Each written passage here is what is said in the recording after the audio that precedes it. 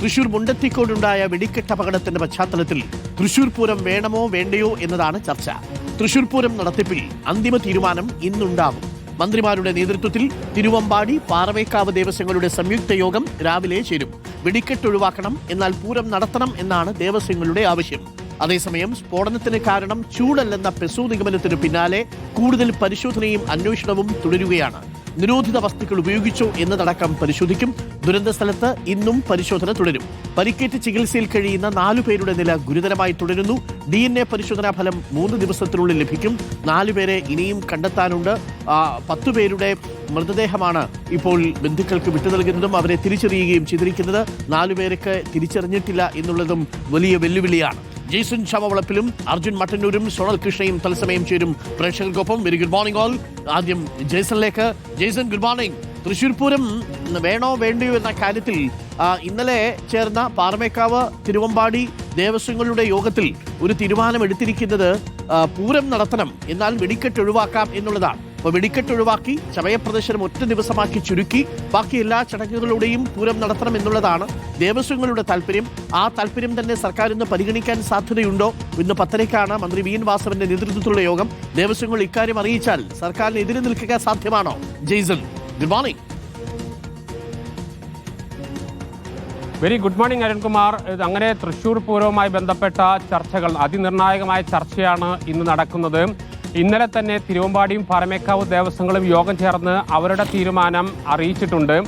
ഈ കാര്യമാണ് ഇന്ന് നടക്കുന്ന യോഗത്തിൽ പ്രധാനമായും ചർച്ച ചെയ്യുക. തിരുവമ്പാടി, പാറമേക്കാവ് ദേവസ്വങ്ങളുടെ നിലപാട് എന്ന് പറയുന്നത് വെടിക്കെട്ട് ഒഴിവാക്കുക, അതായത് സാമ്പിൾ വെടിക്കെട്ടും അതുപോലെ തന്നെ പ്രധാന വെടിക്കെട്ടും, പൂര ദിവസത്തിലെ പ്രധാന വെടിക്കെട്ടും ഒഴിവാക്കി പൂർണ്ണമായ അർത്ഥത്തിൽ പൂരം നടത്തണമെന്നതാണ് ഇരു ദേവസ്വങ്ങളുടെയും നിലപാട്. അതായത് പാറമേക്കാവ് ദേവസ്വത്തിന്റെ ഇളഞ്ഞിത്തറമളവും കുടമാറ്റവും, തിരുവമ്പാടി ദേവസ്വത്തിന്റെ പ്രധാനമായിട്ടുള്ള മടത്തിൽ വരവും, എല്ലാ എഴുന്നള്ളിപ്പുകളും ചെറുപൂരങ്ങളും, അങ്ങനെ സമ്പൂർണ്ണമായ ഒരു പൂരം, വെടിക്കെട്ട് ഒഴിവാക്കിക്കൊണ്ടുള്ള സമ്പൂർണ്ണമായ എല്ലാ ആഘോഷങ്ങളോടും കൂടിയുള്ള ഒരു പൂരം, ആ പൂരം നടത്തണമെന്ന നിലപാടാണ് ഇന്നലെ തിരുവമ്പാടി ദേവസ്വം, പാറമേക്കാവ് ദേവസ്വങ്ങൾ അറിയിച്ചിരിക്കുന്നത്. അതിൽ പ്രധാനപ്പെട്ട ഒരു വിഷയമെന്ന് അവർ പറയുന്നത് ആയിരക്കണക്കിന് ആളുകൾ പൂരം നടക്കുന്നതും പൂരം കാണാനും വിവിധ സ്ഥലങ്ങളിൽ നിന്നെത്തും എന്ന് പ്രതീക്ഷിക്കുന്നുണ്ട്. സ്വാഭാവികമായിട്ട് എല്ലാ വർഷവും എത്തുന്നതാണ്. അവർ വലിയ പ്രതീക്ഷയോടുകൂടി ഇരിക്കുകയാണ്. സ്വാഭാവികമായും നാളെ വരെ ദുഃഖാചരണം, അതിനുശേഷം 25-ാം തീയതി ചമയ പ്രദർശനം, സ്വാഭാവികമായിട്ടും 24-ാം തീയതി മുതൽ, അതായത് സാമ്പിൾ വെടിക്കെട്ട് നടക്കുന്ന അന്ന് മുതൽ ചമയ പ്രദർശനം നടത്താറുണ്ട്. അത് ഒഴിവാക്കി 24 വരെ, നാളെ വരെ ദുഃഖാചരണവും, 25-ന് ചമയ പ്രദർശനവും, 26-ന് പൂരവും. ഈ ഒരു നിലപാടാണ് ഇരു ദേവസ്വങ്ങളും ഇപ്പോൾ മുന്നോട്ട് വെച്ചിരിക്കുന്നത്. സംബന്ധിച്ച് ചർച്ചയാണ് ഇന്ന് നടക്കുക. ദേവസ്വം മന്ത്രി വി എൻ വാസവൻ, മന്ത്രിമാരായ കെ രാജനും ആർ ബിന്ദുവൊക്കെ ആ യോഗത്തിൽ പങ്കെടുക്കും. സംസ്ഥാന സർക്കാരിന് ഇത്തരമൊരു നിർദ്ദേശം പെട്ടെന്ന് തള്ളാനാകില്ല എന്നതാണ് ഏറ്റവും പ്രധാനപ്പെട്ട ഒരു കാര്യം. നാം പ്രതീക്ഷിക്കുന്നത് തിരുവമ്പാടി, പാറമേക്കാവ് ദേവസ്വങ്ങളുടെ നിർദ്ദേശങ്ങൾ അംഗീകരിക്കാനുള്ള സാധ്യതയാണ് കാണുന്നത്. ഏതായാലും ഇത് സംബന്ധിച്ച് വിശദമായ ചർച്ച നടക്കും. സ്വാഭാവികമായി സംസ്ഥാന സർക്കാരിനെ സംബന്ധിച്ചുള്ള നിർദ്ദേശങ്ങളുണ്ടാകും. ആ നിർദ്ദേശങ്ങൾ കൂടി പരിഗണിച്ചുകൊണ്ടുള്ള ഒരു തീരുമാനത്തിലേക്കായിരിക്കും എത്തുക. സ്വാഭാവികമായും പൂരം നടക്കാനുള്ള, പൂർണ്ണമായ അർത്ഥത്തിൽ പൂരം നടക്കാനുള്ള സാധ്യതയാണ് നിലവിലുള്ളത്. അരുൺകുമാർ. ഓക്കെ, ജെയ്സൺ തുടരണം. ഇപ്പോൾ അർജുൻ മട്ടന്നൂരും സോണൽ കൃഷ്ണയും ചേരുന്നുണ്ട്. അർജുൻ മട്ടന്നൂരിലേക്ക്. Good morning Arjun. ഇപ്പോൾ തെരച്ചിൽ തുടരുകയാണ്. ഇനി ഒരു മൃതദേഹം ഇപ്പോൾ ആശുപത്രിയിൽ തിരിച്ചറിയാനുണ്ട്. ബാക്കി ഏകദേശം 29-ഓ 28-ഓ ശരീരഭാഗങ്ങൾ അവിടെ ചിന്നിച്ചിതറിയ നിലയിൽ കണ്ടെത്തിയിട്ടുണ്ട്. ഇത് ഇപ്പോൾ കാണാതായ 4 പേരിൽ ആരുടെയെങ്കിലും ആണോ എന്നുള്ളതിൻ്റെ DNA പരിശോധന നടത്തേണ്ടതുണ്ട്. പെസോ വിദഗ്ധര് ഈ സ്ഫോടനം നടന്ന സ്ഥലത്തേക്ക് എത്തുമെന്നാണ് മനസ്സിലാക്കുന്നത്. ചൂടുകൊണ്ട് മാത്രം സ്ഫോടനം ഉണ്ടാവില്ല എന്നുള്ളതാണ് ഇന്നലെ പെസോ വിദഗ്ധർ പറഞ്ഞിരിക്കുന്ന പ്രധാനപ്പെട്ട കാര്യം. Petroleum and explosive safety organisation ഉദ്യോഗസ്ഥർ അങ്ങനൊരു സംശയം പ്രകടിപ്പിച്ച സ്ഥിതിക്ക് കൂടുതൽ വിശദമായ പരിശോധന ആ സ്ഥലത്തുണ്ടാകുമോ? 2 കാര്യങ്ങളാണ്. ഒന്ന്, തെരച്ചിൽ തുടരുന്നു എന്നുള്ളത്, ഈ മൃതശരീരങ്ങൾ തിരിച്ചറിയണം എന്നുള്ളത്, അവയവങ്ങൾ തിരിച്ചറിയണം എന്നുള്ളത്, DNA പരിശോധന, അതിനുള്ള നീക്കങ്ങൾ ആരംഭിച്ചു. 2, ഈ സ്ഫോടനം നടന്ന സ്ഥലത്ത് ഇന്ന് പെസോ കൂടുതൽ വിദഗ്ധരുമായിട്ട് പരിശോധന നടത്തുമോ? അർജുൻ മട്ടന്നൂർ. ഡോക്ടർ അരുൺകുമാർ, ഇന്ന് കൂടുതൽ പരിശോധനകൾ നടത്തും. അതിന്റെ ഭാഗമായി 7:30 തന്നെ ഡോഗ് സ്ക്വാഡും അതോടൊപ്പം അതിനുശേഷം പെസോ ഉദ്യോഗസ്ഥരും അടക്കമുള്ളവർ ഇങ്ങോട്ടേക്ക് എത്തുകയും ചെയ്യും. ഇതിൽ ഏറ്റവും പ്രധാനപ്പെട്ട കാര്യം എന്താണ് ഈ അപകടത്തിന് കാരണം എന്ന കാര്യത്തിൽ ഇപ്പോഴും ഒരു കൃത്യമായ വ്യക്തതയില്ല. ആദ്യഘട്ടത്തിൽ പ്രാഥമികമായൊരു നിഗമനം അത് ഈ അന്തരീക്ഷ ഊഷ്മാവ് ഉയർന്നതുകൊണ്ട് ഉണ്ടായ ഒരു സ്ഫോടനമാണ് എന്നതായിരുന്നു. പക്ഷേ ഇന്നലെ ഈ സ്ഥലത്ത് പരിശോധന നടത്തിയ പെസോ ഉദ്യോഗസ്ഥരടക്കം അത്തരമൊരു സാധ്യത പൂർണ്ണമായും തള്ളുകയാണ്. കേരളത്തിലെ ഒരു താപനില എത്ര ഉയർന്നാലും അത്തരത്തിൽ ഒരു സ്ഫോടനത്തിലേക്ക് കാര്യങ്ങൾ എത്താനുള്ള സാഹചര്യമില്ല എന്നതാണ് പെസോ പറയുന്നത്.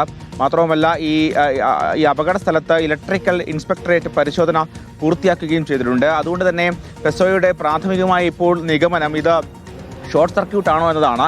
അത്തരത്തിൽ ഏതെങ്കിലും തരത്തിൽ തീപിടിച്ചതാണോ എന്നതാണ് പ്രധാനമായും പെസോ സംശയിക്കുന്നത്. അതിൻ്റെ ചില സാമ്പിളുകൾ ഇന്നലെ അവർ ശേഖരിച്ചിരുന്നു. ഇന്ന് കൂടുതൽ പരിശോധനകൾ ഉണ്ടാവുകയും ചെയ്യും. അതോടൊപ്പം തന്നെ കൂടുതൽ അവശിഷ്ടങ്ങൾ ഇവിടെ ഉണ്ടായിട്ടുണ്ടോ, അത്തരത്തിൽ എന്തെങ്കിലും തെളിവുകൾ ലഭിക്കുമോ തുടങ്ങിയ പരിശോധനകളും നടക്കുന്നുണ്ട്. അതിൻ്റെ ഭാഗമായി ഇന്ന് ഡോഗ് സ്ക്വാഡ് അടക്കം കടാവർ നായകളെ അടക്കം ഇന്ന് വീണ്ടും എത്തിച്ച് വിശദമായ പരിശോധന നടത്താനാണ് തീരുമാനിച്ചിരിക്കുന്നത്. അതോടൊപ്പം തന്നെ ഈ തൃശൂർ കമ്മീഷണർ നേതൃത്വത്തിലുള്ള പ്രത്യേക അന്വേഷണ സംഘമാണ് 18 അംഗ അന്വേഷണ സംഘമാണ് ഇപ്പോൾ ഈ കേസ് പ്രധാനമായും അന്വേഷിക്കുന്നത്. അവരുടെ വിശദമായൊരു പരിശോധനയും ഇന്ന് നടക്കാൻ സാധ്യതയുണ്ട്. അതോടൊപ്പം തന്നെ ഇന്നലെ ഇവിടെ നിന്ന് കണ്ടെത്തിയ മൃതദേഹ അവശിഷ്ടങ്ങൾ, ആ അവശിഷ്ടങ്ങളുടെ DNA പരിശോധന ഒരു ഭാഗത്ത് പുരോഗമിച്ചുകൊണ്ടിരിക്കുകയാണ്.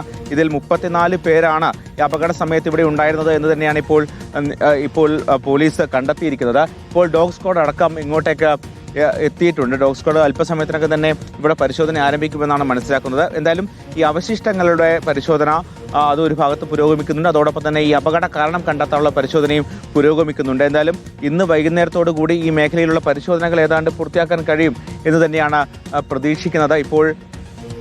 ഇപ്പോൾ നമുക്ക് കാണാം, ഇപ്പോൾ കടാവർ നായകളെ ഇപ്പോൾ വീണ്ടും ഇങ്ങോട്ടേക്ക് എത്തിച്ചിട്ടുണ്ട്. അല്പസമയത്തിനകം തന്നെ ഏതാണ്ട് 7:30 തന്നെ ഇവിടെ ഈ കടാവർ നായകളെ ഉപയോഗിച്ച് പരിശോധന നടത്തും. അതോടൊപ്പം തന്നെ പെസോ ഉദ്യോഗസ്ഥരുടെ പരിശോധനയും ഉണ്ടാകും. ശാസ്ത്രീയ ഫോറൻസിക് സംഘമൊക്കെ തന്നെ ഇന്നലെ സാമ്പിളുകൾ ശേഖരിച്ചിരുന്നു. അവരുടെ വിശദമായ പരിശോധനയും ഉണ്ടാകും. പ്രത്യേകിച്ച് ഇത് ഒരു ഷോർട്ട് സർക്യൂട്ട് ആണോ എന്ന തരത്തിലേക്കാണ് ഇപ്പോൾ അന്വേഷണങ്ങൾ പോകുന്നത്. അന്തരീക്ഷ ഊഷ്മാവ് ഉയർന്നതുകൊണ്ട് ഇത്രയും വലിയ സ്ഫോടനം, ഒരു തീപിടുത്തം ഉണ്ടാകില്ല എന്ന് ഉറപ്പിച്ചു പറയുകയാണ് പെസോ ഉദ്യോഗസ്ഥർ. എന്തായാലും ആ റിസൾട്ടും വരും ദിവസങ്ങളിൽ ലഭ്യമാകുമെന്നാണ് പ്രതീക്ഷിക്കുന്നത്.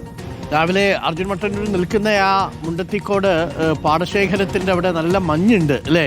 ആ മഞ്ഞിന്റെ നടുക്കാണ് കരിഞ്ഞുണങ്ങിയ ഏകദേശം 2.5 ഏക്കറോളം നെൽപ്പാടത്ത് ഈ മുണ്ടത്തിക്കോട് സ്ഫോടനം നടന്ന വെടിശാലകളൊക്കെ ഉണ്ടായിരുന്നത്. അവിടെ ഇതിന്റെ ഒരു അവശേഷിപ്പ് പോലും ആ അർത്ഥത്തിലില്ല എന്നുള്ളതാണ്. എല്ലാ ഷെഡുകളും ആ സ്ഫോടനത്തിൽ തകർന്നിരുന്നു. അർജുൻ മട്ടന്നൂർ, ഞാൻ തിരിച്ചു വരാം ജയ്സണിലേക്കും. ഇപ്പോൾ നമുക്കൊപ്പം സോണൽ കൃഷ്ണ കൂടി ചേരുന്നുണ്ട്. സോണൽ ആശുപത്രിയിലാണ് ഉള്ളത്. സോണൽ, ഇനി 4 പേരെ കുറിച്ചാണ് ആശങ്കകളുള്ളത്. 10 പേരുടെ മൃതദേഹങ്ങൾ കിട്ടി, അത് തിരിച്ചറിഞ്ഞു. ഒരു മൃതദേഹം തിരിച്ചറിഞ്ഞിട്ടില്ലെന്ന് തോന്നുന്നു. ബാക്കി 3 പേരുടെ ശരീരഭാഗങ്ങളാണ് അവിടെ ചിതറിക്കിടക്കുന്നത്. 23, 28, 29 ശരീരഭാഗങ്ങൾ ഉണ്ട് എന്നാണ് മനസ്സിലാക്കുന്നത്. ഇവയെല്ലാം ഇനി തിരിച്ചറിയണം, DNA പരിശോധന നടത്തണം. എന്തായാലും കുറച്ച് സമയമെടുക്കുമല്ലേ സോണൽ? ഡോക്ടർ അരുൺകുമാർ, തീർച്ചയായിട്ടും 36 പേരുടെ കണക്കാണ് ജില്ലാ ഭരണകൂടത്തിന്റെ പക്കലുള്ളത്. അതിൽ 10 പേരിപ്പോൾ മെഡിക്കൽ കോളേജ് ആശുപത്രിയിൽ ചികിത്സയിലുണ്ട്. അതിൽ 4 പേരുടെ നില അതീവ ഗുരുതരമായി തുടരുകയാണ് എന്നുള്ളതാണ് ഏറ്റവും പ്രധാനപ്പെട്ട കാര്യം. അതായത് ഈ അപകടത്തിൽ നിന്ന് രക്ഷപ്പെട്ട് 10ഓളം പേര് സ്വന്തം വീടുകളിലേക്ക് എത്തിയവരുണ്ട്. അതുകൂടാതെ തന്നെ 4 പേരെ മിസ്സിംഗ് ആണ് എന്നുള്ള കാര്യം കൂടി അവർ കൂട്ടിച്ചേർക്കുന്നുണ്ട്. 2 പേര് ചികിത്സയുമായി ബന്ധപ്പെട്ട് മറ്റു സ്വകാര്യ ആശുപത്രിയിൽ ചികിത്സയിലുണ്ട്. അങ്ങനെ ആകെ കണക്കെടുത്താൽ 36 പേരുടെ ഒരു കണക്കാണ് ഇപ്പോൾ ജില്ലാ ഭരണകൂടത്തിൻ്റെ പക്കലുള്ളത് എന്ന് നമുക്ക് ആവർത്തിച്ച് പറയേണ്ടിയിരിക്കുന്നു. എന്തായാലും ഒരു മൃതദേഹം ഇപ്പോഴും തിരിച്ചറിയാൻ കഴിഞ്ഞിട്ടില്ല. ഇന്നലെ 10 മരണം സംഭവിച്ചതിൽ 9 പേരെയും തിരിച്ചറിഞ്ഞിട്ടുണ്ട്. ആ 9 പേരുടെ മൃതദേഹവും ആ വീടുകളിലേക്ക് സംസ്കരിക്കാൻ വേണ്ടി വിട്ടുകൊടുക്കുകയും സംസ്കാര ചടങ്ങുകളൊക്കെ ഇന്നലെ വൈകിട്ടോടു കൂടി നടക്കുകയും ചെയ്തിട്ടുണ്ട്. അതിൽ പാലക്കാട് ജില്ലയിലെ പട്ടാമ്പി സ്വദേശിയായിട്ടുള്ള പ്രവീണാണ് ഇന്നലെ മരണപ്പെടുന്നത്. അതീവ ഗുരുതരാവസ്ഥയിൽ വെന്റിലേറ്ററിൽ ചികിത്സയിലിരിക്കെ ഇന്നലെ വൈകിട്ടോടു കൂടിയാണ് അദ്ദേഹത്തിന്റെ മരണം സംഭവിക്കേണ്ടത്. അദ്ദേഹം അടക്കമാണ് ഈ 10 മരണം സ്ഥിരീകരിക്കുന്നത്. അതുകൂടാതെ ഇന്നലെ മോർച്ചറിയിൽ ഉണ്ടായിരുന്നത് 9 മൃതദേഹങ്ങളായിരുന്നു. മിനിയാന്ന് ഈ അപകടം നടന്ന് തൊട്ട് പിറ്റേ ദിവസം കൃത്യമായി തന്നെ 8 പേരെ തിരിച്ചറിഞ്ഞുകൊണ്ട് അതിൽ 3 പേരാണ് ആദ്യഘട്ടത്തിൽ തിരിച്ചറിഞ്ഞത്. അന്ന് രാത്രി തന്നെ അവരുടെ മൃതദേഹം ബന്ധുക്കൾക്ക് കൈമാറുന്ന സാഹചര്യമുണ്ടായി. ബാക്കി എല്ലാവരെയും ഇന്നലെയാണ് തിരിച്ചറിയുന്നത്. എന്തായാലും ഒരു മൃതദേഹം ഇപ്പോഴും തിരിച്ചറിയേണ്ടതുണ്ട്. അതുകൂടാതെ 32 ശരീരഭാഗങ്ങളാണ് നമുക്ക് ആ പരിസര പ്രദേശങ്ങളിൽ നിന്നെല്ലാം തന്നെ ശേഖരിച്ചിട്ടുള്ളത്. അങ്ങനെ ഇരിക്കെ 32 ശരീരഭാഗങ്ങളുടെ DNA-യും ഈ മിസ്സിംഗ് ആണ് എന്ന് പറഞ്ഞ അവരുടെ ബന്ധുക്കളുടെ DNA-യും ശേഖരിച്ചുകൊണ്ടാണ് ഇന്നലെ തിരുവനന്തപുരത്ത് നിന്നെത്തിയ സംഘം തിരിച്ചു മടങ്ങിയിട്ടുള്ളത്. ഏകദേശം 10ഓളം ദിവസം ഈ DNA സാമ്പിളുകൾ ക്രോസ് മാച്ച് ചെയ്തിട്ടുള്ള റിസൾട്ടിന് സമയമെടുക്കുമെന്നാണ്. പക്ഷേ പറഞ്ഞിട്ടുള്ളത്. എന്നാൽ ആരോഗ്യ വിദഗ്ധർ പറഞ്ഞത് അതിന് അത്ര താമസം വേണ്ടി വരില്ല. 3-4 ദിവസത്തിനകം തന്നെ ഇതുമായി ബന്ധപ്പെട്ടിട്ടുള്ള റിസൾട്ടുകൾ നമുക്ക് എത്തിക്കാൻ കഴിയുമെന്നുള്ള ആശ്വാസകരമായിട്ടുള്ള കാര്യം കൂടി പറഞ്ഞിട്ടുണ്ട്. ഈ ക്രോസ് മാച്ച് കഴിഞ്ഞു കഴിഞ്ഞാൽ ഒരാളുടെ തന്നെയാണോ ഈ ശരീരഭാഗങ്ങൾ ഉള്ളത് എന്നുള്ളതൊക്കെ ഒരു തീർച്ചപ്പെടേണ്ടതുണ്ട്. അതുകൂടാതെ തന്നെ ഈ ബന്ധുക്കൾ അതായത് കാണാനില്ല എന്ന് പറയുന്ന ആളുകളുടെ ശരീരഭാഗങ്ങൾ ഉണ്ടോ എന്നുള്ള കാര്യത്തിലൊക്കെ ഒരു സ്ഥിരീകരണം വരും. അതിനുശേഷമായിരിക്കും ഈ ക്രോസ് മാച്ചിന് ചെയ്തതിന് റിസൾട്ട് ലഭിച്ചതിന് ശേഷമായിരിക്കും അക്കാര്യത്തിലൊക്കെ ഒരു സ്ഥിരീകരണം വരിക. എന്തായാലും മുണ്ടത്തിക്കോട് സതീശന്റെ നിലയും അതീവ ഗുരുതരമായി തന്നെ തുടരുകയാണ്. സതീശനും ഇപ്പോൾ ICUവിൽ തന്നെയല്ലേ? അരുൺകുമാർ, അത് തന്നെയാണ്. 2 പേരായിരുന്നു അതീവ ഗുരുതരാവസ്ഥയിൽ വെന്റിലേറ്ററിൽ തുടർന്നിരുന്നത്. അന്നൊന്ന് പ്രവീണും ഒന്ന് സതീശനുമാണ്. പ്രവീൺ ഇന്നലെ മരണപ്പെടുന്ന സങ്കടകരമായ സാഹചര്യമുണ്ടായി. പക്ഷേ സതീശന്റെ ആരോഗ്യസ്ഥിതി വീണ്ടെടുക്കാൻ വേണ്ടിയുള്ള സജ്ജമായ പ്രവർത്തനം തൃശ്ശൂർ മെഡിക്കൽ കോളേജിൽ തന്നെ നടക്കുന്നുണ്ട്. ബേൺ യൂണിറ്റാണ്. നമുക്കറിയാം ഏകദേശം 70% പൊള്ളലുണ്ട് എന്നുള്ളതാണ് ആദ്യഘട്ടത്തിൽ തന്നെ പറഞ്ഞിട്ടുള്ളത്. എന്തായാലും അവരെയും ജീവിതത്തിലേക്ക് തിരിച്ചു കൊണ്ടുവരാൻ വേണ്ട എല്ലാ സജ്ജീകരണങ്ങളും ഒരുക്കിയിട്ടുണ്ട് എന്നുള്ളത് തന്നെയാണ് ആരോഗ്യവകുപ്പും വ്യക്തമാക്കുന്നത്. അരുൺകുമാർ. ഓക്കെ, സോണൽ കൃഷ്ണയും ജെയ്സണും ഒപ്പം അർജുൻ മട്ടന്നരുമാണ് പ്രിയപ്പെട്ട പ്രേക്ഷകർക്കൊപ്പം ചേർന്നത്. ആഘോഷം കുറയ്ക്കില്ല, ഇരകളുടെ കുടുംബം ഒഴിച്ച് എല്ലാവരും തിമിർക്കും, സർക്കാർ ഭൂരിപക്ഷത്തിന്റെ കൂടെ തന്നെ നിൽക്കും എന്നാണ് ഒരാൾ വിമർശനമായിട്ട് ഉന്നയിച്ചിരിക്കുന്നത്. ചിലർക്കൊക്കെ പൂരം ഇതേപോലെ ഈ സാഹചര്യത്തിൽ നടത്തണോ എന്ന കാര്യത്തിലൊരു സംശയം ചില പ്രേക്ഷകരൊക്കെ പുലർത്തുന്നുണ്ട്. അവരുടെ സംശയം ന്യായമാണ്. കാരണം 14 പേരുടെ ജീവൻ നഷ്ടപ്പെട്ട് ബാക്കി 10 പേരിൽ 4 പേർ ജീവനോട് മല്ലടിച്ചുകൊണ്ട് ആശുപത്രിയിൽ കിടക്കുമ്പോൾ പൂരം നടത്തണമോ എന്നുള്ളതാണ്. പക്ഷേ പൂരം ഒരു ആചാരപരമായ ഒരു പരിപാടിയായിട്ട് അവിടെ നടത്തുന്നു. അതിനകത്ത് വലിയ അനുഷ്ഠാനപരതയൊന്നുമില്ല. അത് പ്രേക്ഷകർക്ക് പൂരത്തിൻ്റെ ചരിത്രം അറിയാമെങ്കിൽ അറിയാം. 1796 മുൻപ് തൃശ്ശൂർ പൂരം എന്നൊരു സംഭവമേ ഇല്ലല്ലോ.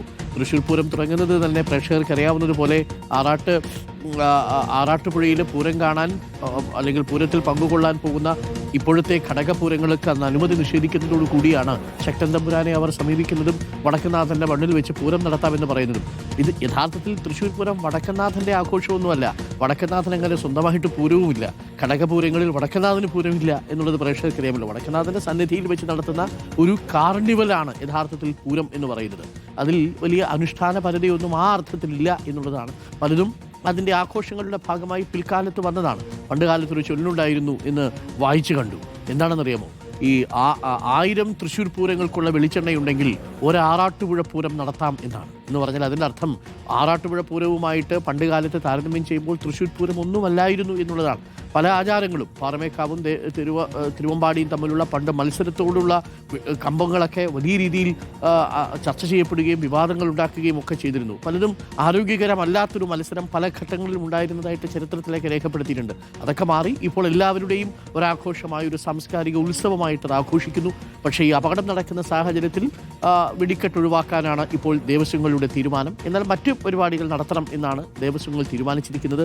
ഇന്ന് ആ തീരുമാനം സർക്കാരിനെ അറിയിക്കുക കൂടി ചെയ്യും എന്നുള്ളതാണ്. സർക്കാരിൻ്റെ ദേവസ്വങ്ങളുടെ തീരുമാനത്തെ പൂർണ്ണമായി തള്ളാനൊന്നും കഴിയില്ല. തീർച്ചയായിട്ടും അതിൽ ദേവസ്വങ്ങൾ പ്രതിഷേധിക്കും. അത് വീണ്ടും മറ്റൊരു വിവാദത്തിലേക്ക് പോകാനുള്ള സാധ്യതയുണ്ട്.